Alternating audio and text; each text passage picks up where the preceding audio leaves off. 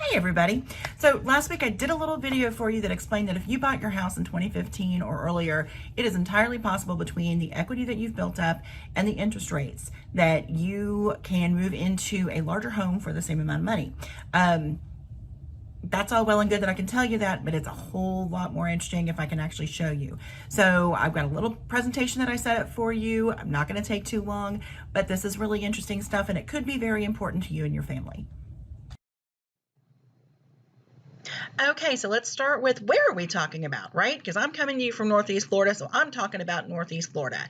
These numbers, you may see similar things in places like California and Houston and Dallas, New York and Miami having a little more of a struggle there. But this is specifically Northeast Florida. So if you've got questions, I can always put you in touch with a local realtor there that can answer the same questions that I'm answering about our market. Just let me know. I'm happy to help.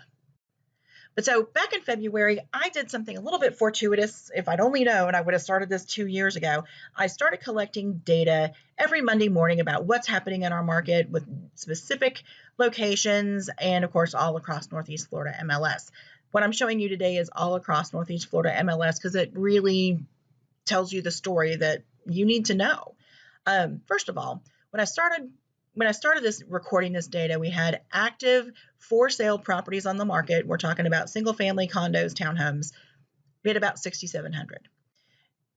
As of August 31st, there were about 4,700, which means we've got 2,000 less units at any given moment on the market than there was before. Why is this? First of all, what we didn't see in this 6-month time period is the usual bump that we see where more people tend to move in the spring and summer. So our new to market number of homes, properties coming on the market every week has stayed relatively the same. But what you do see is that the number that were sold every week has started to overtake that number. So that's where we get some of our squeeze. The more dramatic view of this that shows you really what's happening is the number of properties every week that go under contract. Back in February, it was about 1,900 per week. We're now at closer to 2,400 per week. It's really about a 450 point gain. So what we see is the same number of properties coming on the market every week, but more and more people ready to buy. This seems counterintuitive, but this is what the numbers are telling us, and this is where you really see the squeeze in the market. So what does that really mean to you? What that really means is as inventory continues to decrease, and we don't have any reason to think that it won't, prices are going to continue to increase. So that may be a little bit scary to you if you're looking at the home that you have, your kids are now being homeschooled or whatever your particular situation is, your home needs have changed and prices are going up so dramatically, and that can look really scary. Except, and here's where it gets really, really interesting, interest rates are so historically low and prices have gone up so much. You have lower interest rates and you've got equity to put down on your next home. What that means, as I've said before, if you bought your home in 2015 or earlier, you could actually move up to another larger home for the same money or less. And I'm going to show you the numbers of how this really works. I've picked an example of a condo in the Southside area of Jacksonville, Southside Bay Meadows area of Jacksonville, lovely 3-bedroom, 2-bath condo. It was purchased in 2015 for $119,000. Working with an FHA mortgage, so you put 3.5% down. Your interest rate was about 4.5%, and your HOA dues were $340 a month.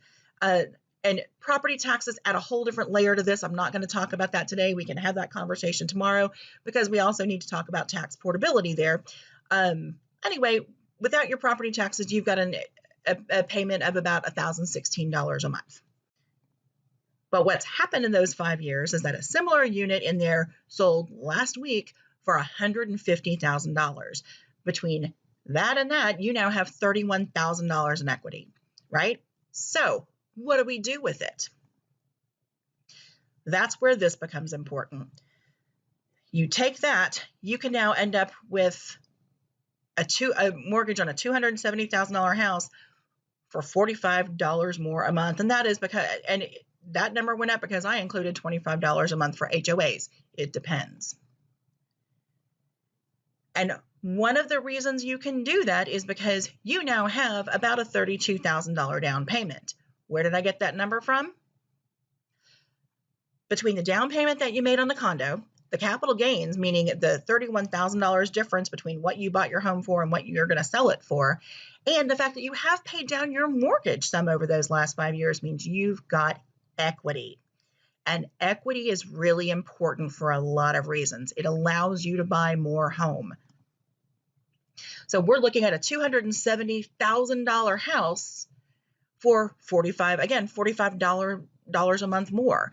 One of the other things that does, because you now that $32,000, and that's kind of where my math came out doing this, is 12%. If you're 10% or over, there's a lot of mortgages out there that do not include mortgage insurance, which it did include on your previous mortgage. That's almost $100 a month. That's significant. All that being said, prices are going up. So what does that look like? And what that looks like to you is, if you were living in this lovely 3-bedroom, 2-bath condo for 5 years, you can sell that condo and turn it into a brand new construction, 3-bedroom, 2-bath, 2-car garage, 1,650 square foot new construction home in the same Southside Bay Meadows area for about the same payment. Now, if this makes sense to you, if it's something that you want me to explore for you and your family, get in touch with me. Here's all of my contact information. I'm happy to have that conversation, and let's see if. So I really hope that was useful information to you. If you want to see how that works in your real life, let me know. Give me a call, send me a text, send me an email. I've got all my contact information on that slide before. Let me know, and I can actually run the numbers for you and see what makes sense for you and your family. Hope you have a great day.